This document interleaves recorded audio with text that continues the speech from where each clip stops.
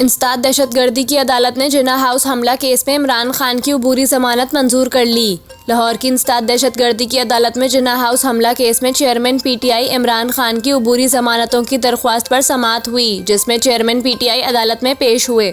दौरान समाअत इमरान खान के वकील सलमान सफदर ने कहा कि जब यह अफसोसनाक वाकया हुआ तो दरख्वास्त गुजार गिरफ्तार थे।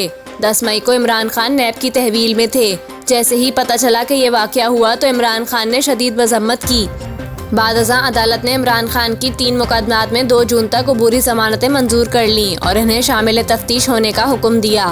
अदालत ने कहा कि इमरान खान साहब, आप 1 लाख के जमानती मचल के जमा कराएं और आपने तफ्तीश में रुकावट नहीं डालने देनी। इस पर इमरान खान ने कहा कि आप फिक्र ना करें।